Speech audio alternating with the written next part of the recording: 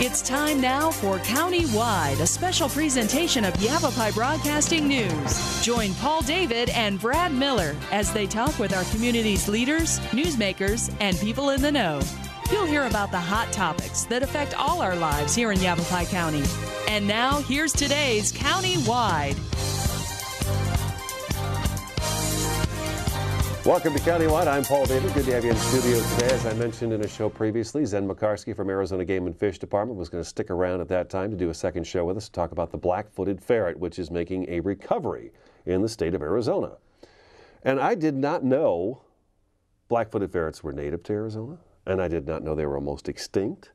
And I didn't even know, to be honest with you, obviously it was a wild animal at one point in time, the ferret. But you get so used to them. It still is, right, it still is. But what it is you see them in pet stores. You see ferrets in pet stores, and you just get to the point where it's like a cat. A cat's a pet, a dog's a pet, ferret's a pet. But it's not, it's a wild animal. And you brought this one right here with us who's going to just stand still like that for us the whole show. Well, based on what you said, I just got to share something with you right off the bat. Is I brought this to an event with me. This is a black-footed ferret that died in a burrow at the reintroduction site, and because people almost never get to see this animal, we had one mounted so that people could actually see what a wild black-footed ferret looks like. And yes, they look a lot like the house one, but I had a woman looking at this ferret saying, "I have one of these at home." And I said, "No, you don't." I said, "This is a wild ferret. This is, they're quite vicious." And she said, "No, I have this one at home." I said, "No, you don't." She said, "Yes, I do." And at this point, I was like, okay, I'm getting tired of this. I said, "Well, can you leave me your name and your number, because it's a federal crime if you have one of these at your house." She said, "You know what? I think you're right. I don't have one of these. I have something different." So, is there a difference between this black-footed ferret and the ferret you'd get in a pet store? There absolutely is. The one in the pet store is more closely related to a European polecat, and the black-footed ferret is actually a member of the weasel family. And it's an amazing story, Paul. It really is. I want to hear it. The recovery of this animal. I believe, now if I get my dates a year off here and there, please forgive me, but I believe it was 1981, heading into that year. Black-footed ferrets had twice, not once, but twice been listed as extinct. Oh, wow. And a population of about 129 of the animals was found. And even that is interesting, because while they were thought to be extinct, a rancher's dog came running up to the house with this dead animal in its mouth. And the rancher didn't know what this animal was, so he brought it to, this is in Meeteetse, Wyoming. Wow. And he brought it to their wildlife agency in Wyoming. And of course, I went, whoa, look what we've got here. You know, tell me where your dog was. And they found about 129 of these animals out there. And the initial thought process was, okay, we're going to leave them alone, but we're going to pay real close attention, because these are the last 129 black-footed ferrets in the world. Amazing. And what happened was a disease outbreak ran through that small population, and there were only 18 of these animals left. Oh my gosh. And at that point, intervention had to happen. And so they captured the last 18. And which came down to 7 males, 11 females, and every black-footed ferret that we have out in the wild today came from those last 18 animals. Ah, the pilgrims, huh? The pilgrims of the ferrets. It's amazing. Every animal out there now is a descendant of those last 18. And, you know, you think about inbreeding at that point. And while there was the potential for it, the genetic changes of this animal have been minimal. And so it's just a great success story, and I enjoy talking about them. You know, anytime you talk about an animal that twice was thought to be extinct, and yet it keeps fighting the odds, and it keeps bouncing back. Huh? Yeah, they really are. And not to mention, you call them tough. They're what we call a specialist carnivore, not just a carnivore. A specialist carnivore, which is over 90% of their diet is prairie dog. Wow. And, you know, they are designed to hunt, kill, and eat prairie dogs. Without prairie dogs, you have no black-footed ferrets. It's really that simple, because not only do they use them for food, well, they're nocturnal. Prairie dogs are diurnal, means they're out during the day. So at night, the black-footed ferrets go into a prairie dog burrow and kill them, eat them. but they'll also take over the burrow, and they'll use the prairie dog because they don't dig their own burrows. So they'll take over a prairie dog burrow and use it for shelter and also to raise their young. Lazy. No, well, not when they're trying to eat. They're not. Mm-hmm. So okay, so you said 9% of their diet is prairie dog. Do we know what the other 10% is? I mean, if a very, they can eat some insects? young cottontails, jackrabbits. It's just various mixture of a lot of other things. Jackrabbits, cottontails. Now I'm looking at young ones. Okay. They're not going to take a full-grown jackrabbit. Well, I've seen prairie dogs, and a prairie dog seems like it's a relatively large. They're about the same size, actually. What? Black-footed ferrets and a prairie dog and prairie dogs. And here's the skull. This one's a little mangled, so it actually is a little bigger, but they're only about 2.5 pounds or so. And so the prairie dog's about the same size, but you could tell from the teeth, this is the one that's designed, I don't know if the camera's over there, but this is the one that's designed to kill, tear, rip, shred, and its prey. Right. And you see the canines up front and all these shredding teeth in the back. So it's just a really unique, great story of success. And as one of the Game and Fish people once said so accurately, this is why you can't give up on endangered species. And this is a great example why right here, that the recovery from 18 in Arizona, we just finished all our 2012 data. We caught 123. How do you catch them? You go out at night with these little guys here, and it's one by one. It's not easy work. We could talk about that in a little bit. How do you actually catch them? You go out at night with spotlights. You got one over there. And you shine them out in the fields, and their eyes will shine when a light hits it emerald green. Okay. And there are other animals that will shine emerald green, but of course they're one. And you run out there and you get out there and you go, oh, that was a badger, So you run back and you keep going till you finally find a burrow that's actually prairie dog burrow. You set up a trap. Some burlap goes over the trap to simulate that they're still in the burrow. And so they'll run up in the trap.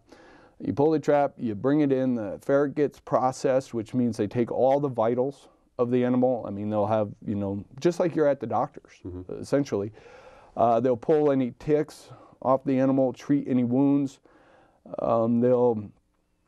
give it a pit tag. If it's never been tagged before, a pit tag is, think about pets nowadays. They put an electronic marker. Right. Well, the black-footed ferrets will get two, one behind the neck and one behind the rump, and above the rump. And if one fails, you still have another. And this is important because it helps you measure longevity, how far has the animal traveled. You keep very detailed records. Well, we caught this one 3 years ago. Over here, it tells you have an animal that's at least 3 years old, that it's traveled X amount of distance, how have they expanded their range. It tells you an unbelievable amount of information. And so they get these tags put in them, and then if they've not been vaccinated, they'll receive the vaccine for canine distemper, which is one of the diseases that ran through those last 129 animals. And so they'll get that vaccination, and then they get a booster. So if they get caught again in a future spotlighting event, then they get the booster shot, and it's to help try and prevent that disease from running through that population. In Aubrey Valley, for whatever reason at this point, we have not had, knock on wood, we have not had disease issues run through that population, and let's hope it continues that way, because like I said, we were 18 in the world. We have in Arizona alone now, over, 123. You tell me how many we got right now? Because don't tell me, because we're going to take a break. Okay. I want to come back and talk more about that. Don't tell me just yet how many we've got back, because I think it is an amazing story about this little guy right here. We're talking black-footed ferret with Zen Mocarski with the Arizona Game and Fish Department. I'm Paul David. This is Countywide, and we'll be back in just a couple minutes. So, I'm kind of new here, but I've noticed a trend. My human does this funny thing where she goes around and gets all my toys, and then she hides them in that basket by the door. But it's always the same basket, and it's always in the same place. And then she acts so surprised when I find them, but, she's putting them in the same basket. Again. It's like, hello? That's where you put it last time. You were the worst at hide and go seek.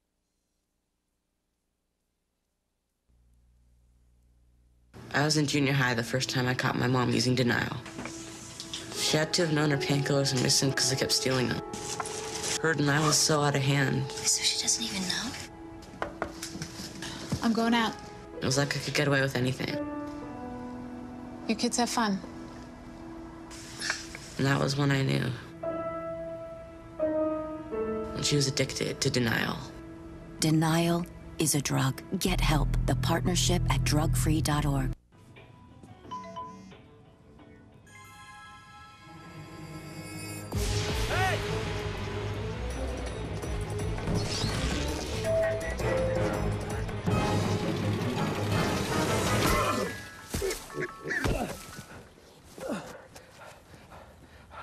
So, same time next week?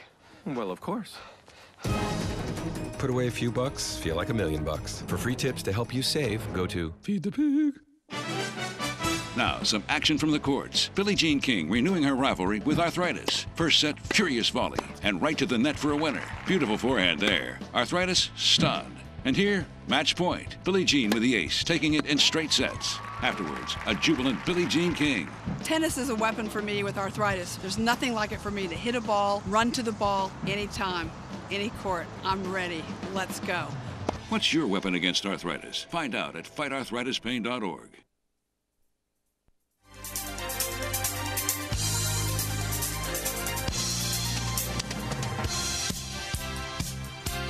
Welcome back to Countywide. Good to have you in the studio. Zen Mocarski with the Arizona Game and Fish Department. We're talking about the black-footed ferret, which we found out so far has been was deemed ruled extinct twice. Mm-hmm. And then you said in Wyoming they found what do you call it? A family of, is it a family of ferrets? Do they all live together? They're actually pretty solitary, except just for the mating. Okay, so there you got this one over here, and maybe you've got another one. Well, it's like you have prairie dog towns. Mm-hmm. You'll have ferrets within those prairie dog towns. Okay, and they just all kind of stick to their own thing. Yeah. Okay, so we find 129 in Wyoming, thinking, yeehaw, they're still alive. But then disease comes in, and it was canine distemper. Canine distemper was one of the big ones, yes. Came through and wiped them all out except for 18. My next question for you is, okay. Oh, and plague. I'm sorry. And plague. Okay, that was going to be another one question of mine, because I know the prairie dog, I've got so many questions. The prairie dog carries plague, because we've done stories in the past with the health department where, fleas. Fleas. You get your dog and cat go up to the hole, the fleas sit right along the edge in the dust, and they just wait for something to come along, they hop up, and boom, all of a sudden you've got plague roaming around with your animal. Right. So they're susceptible to plague? Plague and canine distemper. And I made a mistake. I said they were vaccinated. Plague is the big vaccination for them, and then they get the booster for that. Plague. Yes. So plague is one of their big killers as well, which prairie dogs always, is there always plague around prairie dogs? Maybe not?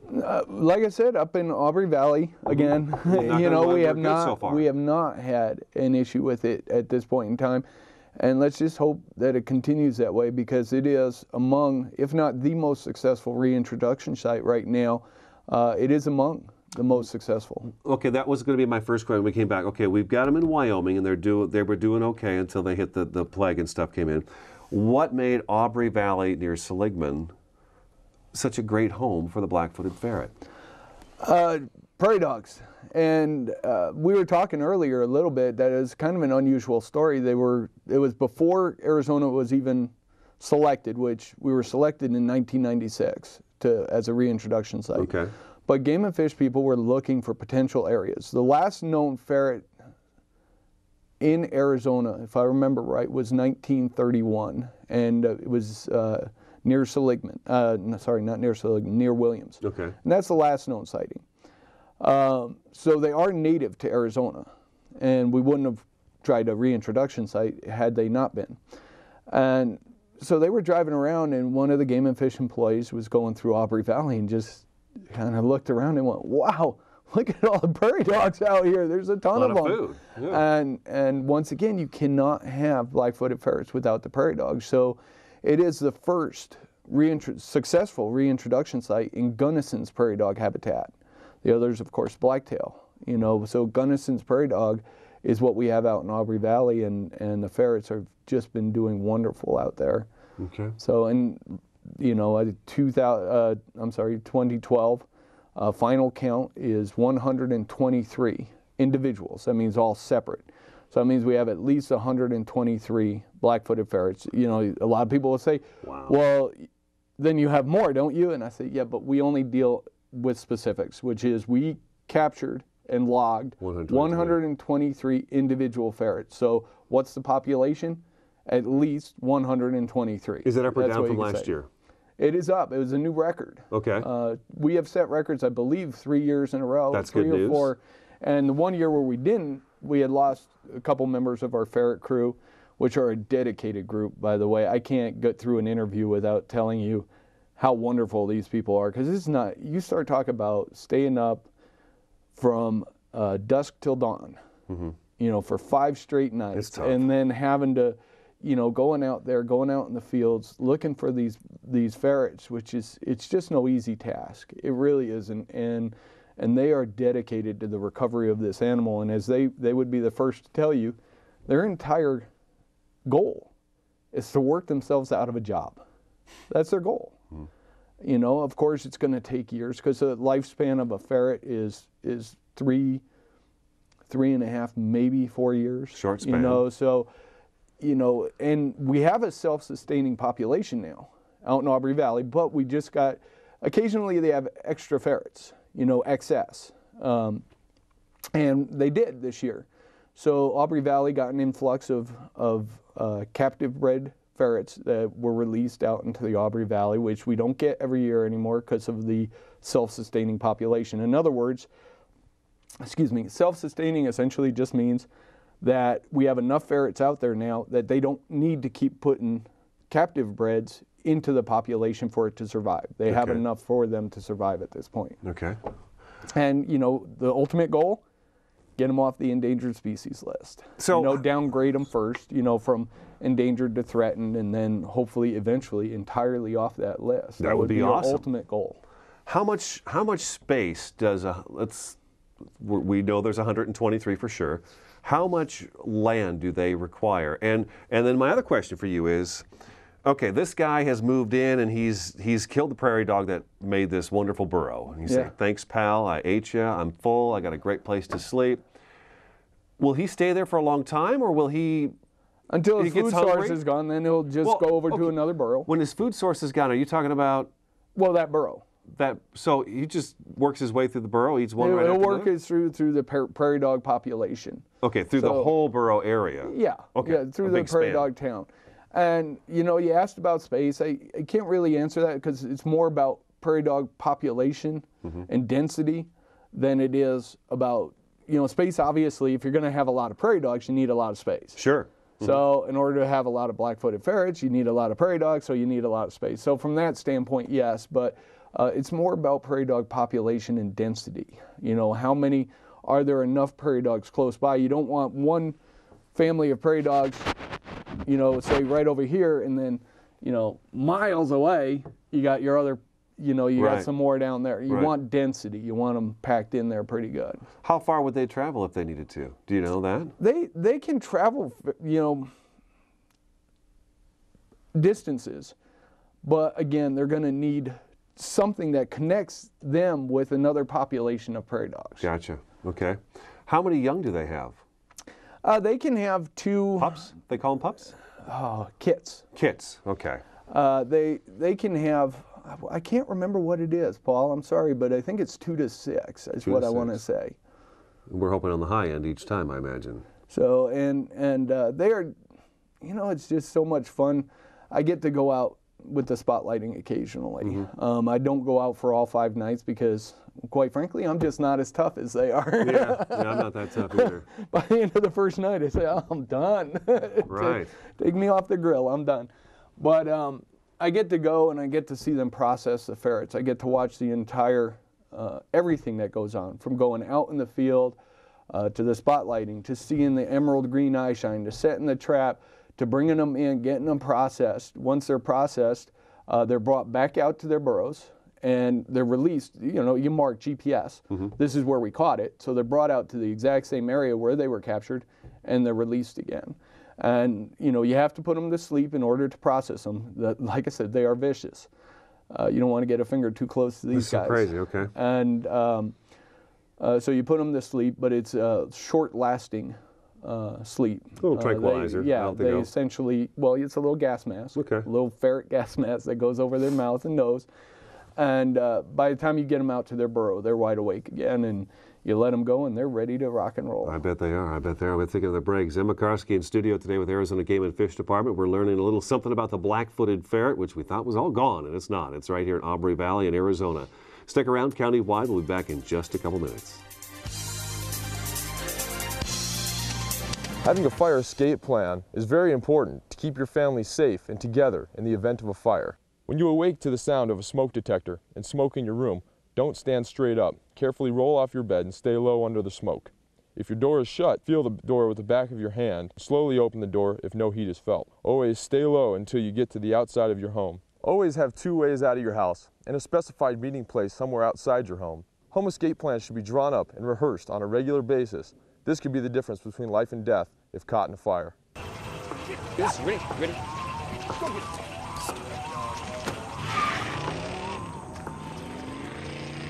Oh, come on, Randy.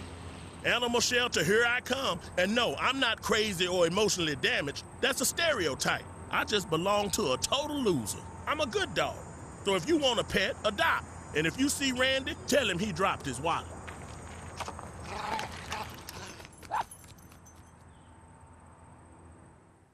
Fire can happen at any time. What would you try to save? My family photos. My grandfather's war memorabilia. My dogs. I'm firefighter Brandon Wacker with the Cotton Fire Department. A working smoke detector is your best defense in the event of a fire. Make sure you have a smoke detector in every room except your kitchen. Test them monthly and change the battery once a year. Take the time to save the things you can't replace.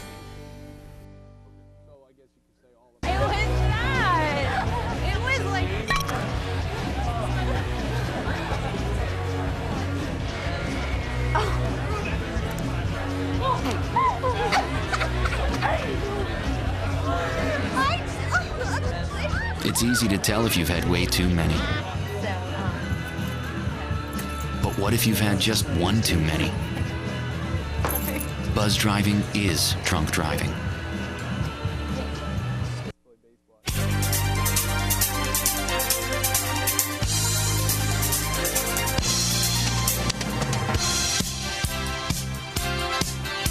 Welcome back to Countywide. I'm Paul David. Good to have you in studio. Zen Mocarski from Arizona Game and Fish Department here with us, talking about the black-footed ferret. We've got a couple minutes left in the program. We do want to talk about, you were telling me you're just off camera now, we have black-footed ferrets established in Canada, all of North America, and Mexico.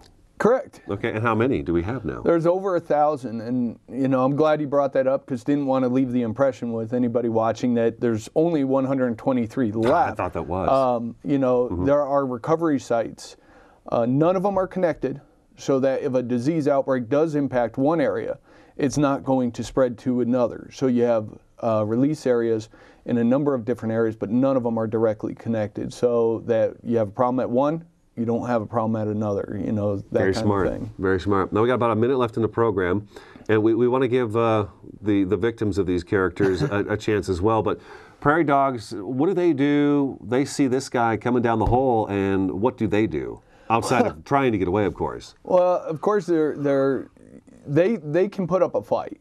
Prairie dogs, unfortunately, that skull is in not great shape, but they have some teeth on them. You know, much like you see a rabbit with the two front ones, they have a similar. Sure. Okay, so they can put up a fight and they can cause some wounds, but one of the more interesting defenses of a prairie dog is that when they can escape, they will get to the surface.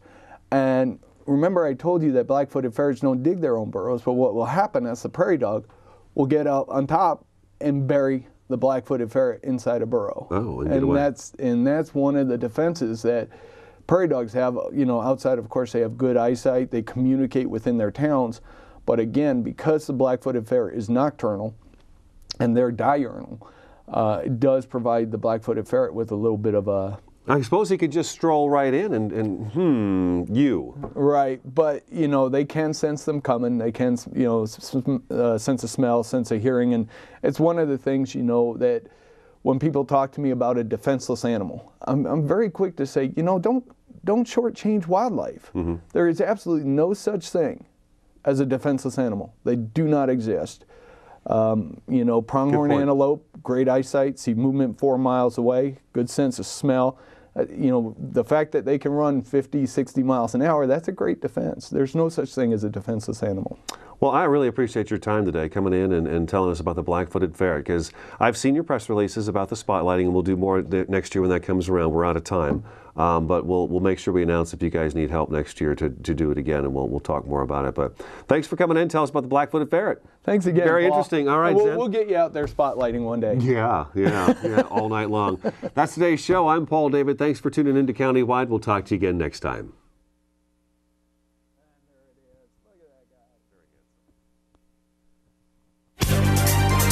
This has been Countywide, a special presentation of Yavapai Broadcasting News. Listen in each Tuesday and Thursday as we tackle the hot topics and talk to the decision makers across Yavapai County. That's Countywide with Brad Miller and Paul David each Tuesday and Thursday on this Yavapai Broadcasting station.